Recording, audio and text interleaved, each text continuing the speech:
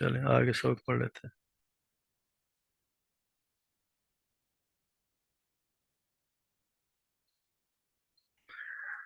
اعوذ باللہ من الشیطان الرجیم، بسم اللہ الرحمن الرحیم۔ انا نحن نزلنا الذکر وانا له لحافظون، وَلَقَدْ أَرْسَلْنَا مِن قَبْلِكَ فِي شِيَعِ الْأَوَّلِينَ وَمَا يَأْتِيهِم مِّن رَّسُولٍ إِلَّا كَانُوا بِهِ يَسْتَهْزِئُونَ كَذَلِكَ نَسْلُكُهُ فِي قُلُوبِ الْمُجْرِمِينَ لَا يُؤْمِنُونَ بِهِ وَقَدْ خَلَتْ سُنَّةُ الْأَوَّلِينَ وَلَوْ فَتَحْنَا عَلَيْهِمْ بَابًا مِّنَ السَّمَاءِ فَظَلُّوا فِيهِ يَعْرُجُونَ لَقَالُوا إِنَّمَا سُكِّرَتْ أَبْصَارُنَا بَلْ نَحْنُ قَوْمٌ مَّسْحُورُونَ صدق اللہ العظیم۔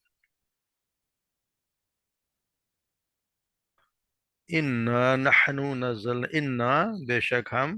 نحنو یعنی ہم ہی ہیں، نزلنا ذکر کو یعنی قرآن کو نازل کرنے والے، یعنی کہ بے شک ہم ہی نے اس قرآن کو نازل کیا ہے۔ وَإِنَّا اور بے شک ہم لہو اس کے لیے لحافظون اس کی یقیناً اس کی حفاظت کریں، اس کی ہم ضرور حفاظت کرنے والے ہیں۔ وَلَقَدْ اور بے شک لا شبہ یقیناً ارسلنا ہم نے بھیجے من قبل کا آپ سے پہلے فی شیعل یعنی کہ پہلے کے گروہوں میں، شیعہ گروہ کو الاولین پہلے کے گروہوں میں، وما یاتیم اور نہیں آیا ان کے پاس من رسول کوئی رسول الا مگر کانو بھی یستہزئون مگر وہ ان کا مذاق ہی اڑایا کرتے تھے، یعنی کہ نہیں کوئی ان کے پاس رسول کوئی نہیں آتا تھا مگر وہ ان کا ساتھ مذاق ہی کیا کرتے تھے۔ کذالک اس طرح نسلکہم ہم گزار دیتے ہیں، نسلکہم ہم داخل کرتے ہیں فی قلوب المجرمین مجرموں کے دلوں میں، لا یؤمنون بھی وہ نہیں ایمان لائیں گے، نہیں ایمان لاتے بھی اس پر، وقد اور یقیناً خالت پہلے گزر چکی ہیں، سنت الاولین یعنی پہلے کے لوگوں کا یہی طریقہ گزر چکا ہے۔ وَلَوْ فَتَحْنَا اور اگر ہم کھول دیں، فتحنا ہم کھول دیں علیہم ان پر، بابن دروازے، من السماء آسمان سے دروازے کھول دیں، فضلوا اور وہ گزرے دن کے وقت گزرے اس میں، فی ہی چڑھے اس میں، فی ہی یعرجون اس پر اگر وہ دن کے وقت اس پر چڑھتے ہوں، لقالو پھر بھی وہ کہیں گے، تو یقینا وہ کہیں گے انما تحقیقت ہم سکرت یعنی ہمیں نشے میں نشہ کر دیا گیا ہم پر، اب سار ہماری آنکھوں پر نشہ کر دیا گیا، بل نحنو بلکہ ہم بلکہ ہم ایسی قوم ہیں، مسحورون جو جادو کیے ہوئے لوگ ہیں، ہم پر جادو کر دیا، ہم ایسے لوگ ہیں جو جن پر جادو کر دیا گیا ہو۔ تو یہ وہ جو لوگ ہیں غافل جنہوں نے اللہ کے رسول کو فرمایا کہ اللہ کے رسول کو وہ کہتے تھے کہ وہ جس پر یہ اتارا گیا وہ تو مجنون ہے، تو اس کے لیے اللہ تبارک و تعالیٰ فرماتے ہیں کہ انا نحن نزلنا ذکر، ہم ہیں اس کے نصیحت، ہم نے یہ نصیحت کو یعنی اسی کو ہم نے نازل کیا ہے اور ہم اس کی ضرور حفاظت کرنے والے ہیں۔ اس آیت میں اس طرف اشارہ ہے کہ اگر کفار مکہ نے اس قرآن کا انکار کر دیا ہے تو کوئی بات نہیں، اس کے خلاف اس کی کوئی سازش کارگر ہوگی نہیں، کیونکہ یہ اللہ کا کلام ہے، اللہ تعالیٰ نے اسے خود اپنا رسول پر اتارا اور وہی اس کی حفاظت کرنے والا ہے۔ تو اس میں نبی کریم صلی اللہ علیہ وسلم کو تسلی بھی دی گئی اور تمام مسلمانوں کے لیے بہت بڑی خوشخبری ہے کہ اس جو ہدایت کی روشنی ہے اس کو کوئی بجھا نہیں سکے گا، اس کا نور قیامت تک انسانوں کو راہ دکھاتا رہے گا، آندیاں چلیں گی، طوفان اٹھیں گے، اس کے خلاف بڑی بڑی سازشیں ہوں گی، لیکن جب تک قیامت قائم نہیں ہوتی ہے قرآن بغیر کسی تحریف کے، بغیر کسی اس کی تبدیلی کے باقی رہے گا، اس اللہ تعالیٰ قیامت تک اس کی حفاظت کرتا رہے گا۔ قرآن مجید کی حفاظت کی ذمہ داری کا اس طرح پورا ہونا بھی قرآن مجید کی ایک صداقت کی دلیل ہے، اور اس کے کلام کا معجزہ ہونا بھی اس پر ایک ظاہر بات کہ ایسا بھی ہے۔ یہ آیت بہت زیادہ اہم آیت ہے، جب تک اس کے پہلے اس کا تعلق یہ حکم اس کی یہ حکم جو ہے وہ تو رات میں بھی صادق آتا ہے، اور انجیل میں پہلے سے کیا ہے کہ انا نحن نزلنا ذکر، ہم نے اسے نازل کیا، یعنی اللہ ان دونوں کتابوں کو بھی اللہ تبارک و تعالیٰ ہی نے نازل کی تھی، اور قرآن میں اس بار بار کی تصدیق بھی کی گئی ہے، جو سورہ مائدہ میں فرمایا انا انزلنا التوراۃ فیہا ھدی و نور، تو اسی طرح دوسری آل عمران میں فرمایا وَأَنزَلَ التَّوْرَاةَ وَالْإِنجِيلَ، ہم نے نازل کیا تورات اور انجیل کو اسے نازل کیا، مگر جو دوسرا حصہ جو آیا ہے وہ صرف قرآن کی شان ہے کہ انا لہو لحافظ، ہم اسی کی بات کرنے والے، اس سے پہلے کسی بھی الہامی کتاب یا آسمانی کو صحیفہ اس کی اللہ تبارک و تعالیٰ نے حفاظت کی ضمانت نہیں دی۔ اس کی وجہ یہ تھی کہ سابقہ کتاب جو تھی ان کی ہدایت و تعلیمات حتمی یا ابدی نہیں تھیں، اور یاد ہوا اس میں کہ جیسے عبوری دور کے لیے وقتی اور عارضی ہدایت تھی، اور اس لحاظ سے انہیں ہمیشہ محفوظ رکھنے کی ضرورت بھی نہیں تھی۔ اب جب کہ ہدایت مکمل ہو گئی ہے تو اس سے ہمیشہ ہمیشہ کے لیے محفوظ کر دیا گیا، اور یہ آیت ختم نبوت پر بھی بہت بڑی دلیل ہے کہ کیونکہ قرآن مجید پورا محفوظ کر دیا، اس کی پوری بات ہو گئی ہے اور اس کی ابدی طور پر محفوظ ہو گئی ہے، تو وہی کے جاری رہنے کی کوئی ضرورت بھی ختم ہو گئی، کیونکہ جب ایک چیز وہی کی جاری اسی وقت ضرورت ہوتی ہے جب یا تو ہدایت کامل نہ ہوئی ہو، جبکہ ہدایت کامل ہو چکی، اور یا ہدایت کامل نہیں تو اس کے لیے وہی کی تسلسل کی ضرورت ہوتی تھی، یا پھر ہدایت تو کامل ہو گئی مگر بعد میں غیر محفوظ ہو گئی یا گم ہو گئی، تو اس کی وجہ سے پیدا ہونے والی کمی کو پورا کرنے کے لیے وہی کی ضرورت تھی، اور اگر ان دونوں میں سے کوئی بھی صورت درپیش نہیں جو کہ اب نہیں ہے، تو اس سلسلے میں پھر وہی کا سلسلہ جاری رہنے کوئی جواز بھی نہیں ہے، تو یہ ختم نبوت کی بہت بڑی دلیل ہے، اور یہ قادیانوں کے پاس دونوں قرآنی حقائق کو تسلیم کرنے کے بعد اس کے سوا ان کو کوئی چارہ ہی نہیں ہے کہ وہ کوئی وہی جاری رہنے کے لیے کوئی جواز اور عقلی و منطقی دلیل پیش کریں، اسی لیے وہ اگر پیش کرتے ہیں اپنے طرف بناتے ہیں تو وہ پھر قرآن کا انکار کر دیں وہ کافی، اسی لیے وہ کافر ہیں۔ اس لیے یہاں پر ذکر سے مراد یہاں پہ جو قرآن میں پہلے بھی قرآن میں ذکر کا اسی پہلے سے چھٹی آیت ہم نے ابھی تھوڑی دیر پہلے یا الذی نزل علیہ الذکر، یعنی ذکر جو ہے وہ پہلے بھی استعمال ہوا، اور اس طرح سورہ نون میں بھی آخر دو آیات میں بھی قرآن کریم کے لفظ آیا ہے، یعنی ذکر کا مفہوم یا مطلب یہ کہ یاد دہانی،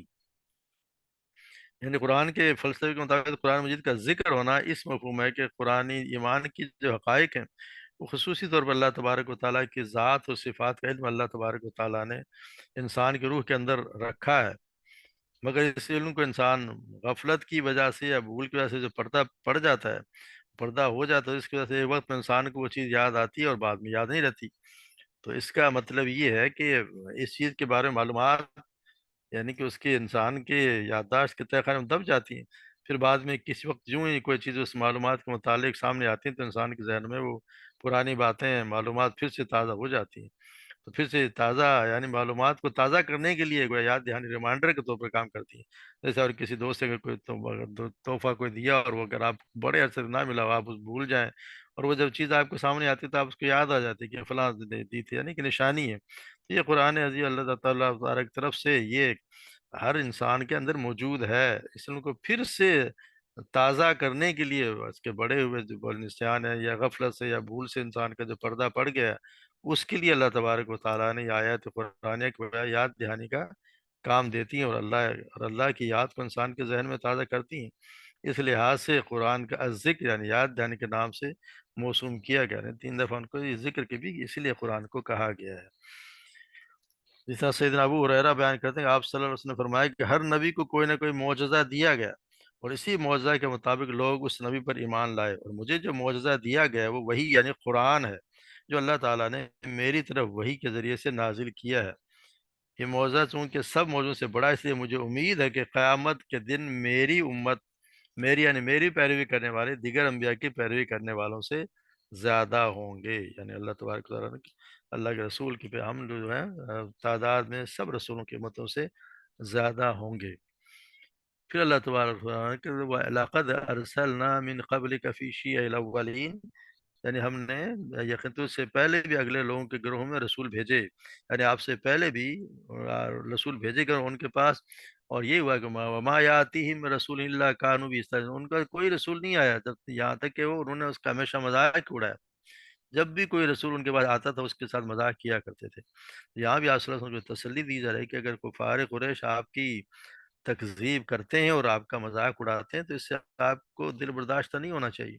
یہ تو ہمیشہ سے ان قوموں کا شیوا رہا ہے کہ جب بھی کوئی رسول کسی قوم کے پاس آیا تو انہوں نے اس کا مذاق اڑایا۔ یعنی کہ جس طرح اللہ تبارک و تعالیٰ سورہ یاسین میں فرماتے ہیں، یا حسرتاً علی العباد ما یاتیہم من رسول الا کانوا بہ یستہزئون، ہائے افسوس بندوں پر، ان کے پاس کوئی رسول نہیں آتا مگر اس کے ساتھ ٹھٹھا کرتے ہیں، یعنی اس کا مذاق اڑاتے ہیں۔ تو اسی طرح اللہ تبارک و تعالیٰ نے کہ یہ ہر آپ کو تسلی دی گئی ہے کہ آپ کے ساتھ ہر قوم نے جب بھی رسول آیا اس کا مذاق ہی اڑایا ہے۔ پھر آگے فرمایا، وما وَكَذَلِكَ نَسْلُكُهُ فِي قُلُوبِ الْمُجْرِمِينَ، یعنی کہ ان کے دلوں میں ہم نے جو ہے وہ اس طرح یہ بات مجرموں کے دلوں میں داخل کر دیتے ہیں۔ لا یؤمنون به وقد خلت سنت الاولین، اور وہ پھر ایمان نہیں لاتے اس پر، یقیناً یہی پہلے لوگوں کا طریقہ گزرا ہے، ہمیشہ سے یہی ہوتا رہا ہے کہ نسل کو یہاں پہ جو ہے وہ سالکہ کا مطلب ہوتا ہے کسی چیز میں سے گزارنا، کرونا، جیسے کسی چیز کے اوپر چلانے کی یا گزارنے کے معنی میں آتے ہیں، جیسے تاکہ کو داغے کو سوئی کے ناکے میں ڈال کے گزار دیتے ہیں۔ اسی طرح اس کا مطلب بھی یہ ہوتا ہے۔ اس کی دو تفسیر بیان کی گئی ہیں، جیسے نہ صندوق میں جو ہا کی جو ضمیر ہے اس کے متعلق کچھ لوگوں نے تو اس کو ضمیر کو اگر آپ لے کے جاتے ہیں ذکر کی طرف، یعنی ہم کے مجرموں کے اندر ذکر کو داخل کر دیتے ہیں، مطلب ہے کہ ہم مجرموں کے دلوں میں ذکر کو داخل کر دیتے ہیں، مگر اسی طرح اچھی طرح وہ سنتے بھی ہیں، اس کو سمجھتے بھی ہیں، یعنی ذکر اللہ تبارک و تعالیٰ ان کے دلوں میں داخل کر دیا، وہ اسے سنتے بھی ہیں، سمجھتے بھی ہیں، مگر اس لیے کہ ان کے حق کو پہچانتے ہیں، اچھی طرح سنتے سمجھ اس کے طرح کے باوجود دل میں سمجھنے کو ایمان بالکل نہیں لاتے، یعنی حق کو تسلیم کرنے کے ان کے مفادات پر زد پڑتی ہے تو اس لیے وہ اس کو بالکل ایمان نہیں لاتے۔ ایک تو یعنی کہ یہ پہلے ایک لوگوں کا بھی یہ طریقہ ہے جس کی اور اسی کے پاداش میں لوگ تباہ بھی ہوتے رہے۔ دوسرا تفسیر یہ کہ یہ جو نسل کوہ کی ضمیر ہے وہ اس طرح جو کفر یعنی کہ جو مذاق اڑاتے ہیں اس کی طرف اگر جاتی ہے تو پھر یہ ہو کہ ہر مجرموں کے جرائم کی پاداش میں ان کے دلوں میں کفر و استہزاء داخل کر دیتے ہیں، یعنی کفر و استہزاء ان کے دلوں میں ہم داخل کر دیتے ہیں، اس طرح کہ اللہ کے ذکر پر بالکل ایمان نہیں لاتے، پھر وہ ایمان لاتے نہیں کیونکہ اس دل میں تو اللہ تبارک کفر و استہزاء کو داخل کر دیا ہے۔ تو اسی طرح پھر وہ بلکہ اس سے اصلاح کرتے ہیں، پہلے لوگوں کا طریقہ بھی یہی رہا ہے۔ تو یعنی دونوں یہ تفسیریں ہیں جو اس میں نسلہ کہو کے ضمیر کے لحاظ سے، ایک تو یہ کہ ذکر کے اگر ہے تو پھر وہ سمجھتے ہیں، ان کے داخل دین ہو گیا مگر وہ جان کے ایمان نہیں لاتے۔ دوسرے یہ کہ اللہ نے تبارک تعالیٰ ان کے دل میں داخل یہ کر دیا کہ کفر و استہزاء مذاق اڑانا ہے، اس لیے وہ لا لا یؤمنون، وہ اس پہ ایمان نہیں لاتے۔ لا یؤمنون به قد خلت سنت اللہ، یہی سے ہمیشہ سے یہ طریقہ رہا ہے پہلے لوگوں کا۔ ولو فتحنا علیہم باب من السماء، اور اگر ہم کھول دیں ان کے لیے آسمان کے دروازے، فظلوا فی یارجون، اور پھر اس میں چڑھیں دن کے وقت، یعنی کہ دن کے وقت اگر اس میں چڑھیں تو پھر بھی وہ یہی کہیں گے کہ ہماری آنکھیں باندھ دی گئی ہیں اور ہم پہ جادو کیے ہوئے لوگ ہیں، یعنی اگر ہم ان پہ اتنی واضح بھی کر دیں، یعنی اللہ تبارک نے یہاں کافروں کے کفر و عناد کے بارے میں سرکش شدت کو بیان کیا ہے کہ اگر ہم آسمان کا کوئی دروازہ ان پر کھول دیں اور ان پر چڑھنے بھی لگیں تو پھر بھی یہ تصدیق نہیں کریں گے، اور یہی کہیں گے کہ یعنی محمد صلی اللہ علیہ وسلم نے ہماری آنکھ کو مسحور کر دیا ہے، جس کی وجہ سے حقائق ہمارے سامنے بدل کر آ رہے ہیں، اور پھر درحقیقت ایسا ہی ہوا۔ اب آپ نے مطلب جس قوم نے ماننا نہیں، جب لوگوں نے ماننا ہی نہیں ہوتا کسی بات پہ تو پھر وہ ہر ایک چیز کو یہی کہتے ہیں کہ نہیں ایسا نہیں، یہ تو جادو ہی ہو رہا ہے، اور ایسا ہوا بھی جب آپ صلی اللہ علیہ وسلم نے ان کے مطالبے پر چاند کے دو ٹکڑے کر دیا اور چاند کے دو ٹکڑوں میں بیٹھ گیا، اس کو دیکھ کے انہوں نے یہ کہا کہ تو جادو ہے، ہم اس کو اس پہ بھی اس وقت تسلیم نہیں کیا۔ مطلب یہ ہے کہ کفار کے تمسخر میں یہ معجزہ نہ دکھانے کے آپ صلی جو ملال ہو سکتا تھا، اللہ تبارک و تعالیٰ نے اس آیت میں اس کو رفع کر دیا ہے، اور آپ صلی اللہ علیہ وسلم کو تسلی دی کہ اشارتاً صبر استقامت کی تلقین بھی کی گئی ہے کہ یہ ان کا یہ ہمیشہ سے وتیرہ رہا ہے، اور یہ ہر چیز آج کو اگر آپ کوئی بھی آ کر آپ کو یہ دل کرتا ہے کہ آپ کے کوئی آ کے نشانی کیوں نہیں آتی جس کا مطالبہ کر رہے ہیں، اگر ہم ان کو نشانی دکھا دیں تو بھی اگر یہ نشانی بھی دکھا دیں گے خود چڑھے آسمان پہ دن دہاڑے، اس کے باوجود بھی انہوں نے اس کو نہیں مان کے دینا، کیونکہ انہوں نے ان کے ذہن میں بیٹھی ہوئی ہے، انہوں نے کسی حال میں بھی اس بات کو ماننا نہیں ہے، اس لیے آپ اس لیے پریشان نہ ہوں کہ یہ اس کو مانتے ہیں کہ نہیں مانتے ہیں، کیونکہ یہ ان کا ہر حال میں وتیرہ رہا ہے اور ہمیشہ سے رہا ہے، جس نے نہیں ماننا وہ واضح دلائل دیکھنے کے باوجود بھی نہیں مانے گا چاہے آپ کتنے بھی دلائل لے کے آئیں۔ اللہ تبارک و تعالیٰ ہمیں صحیح طور پر سمجھنے کی اور اس پر عمل کرنے کی توفیق عطا فرمائے۔ اللہ تبارک و تعالی ہم سب کو کامیاب کرے۔ وما علینا الا البلاغ۔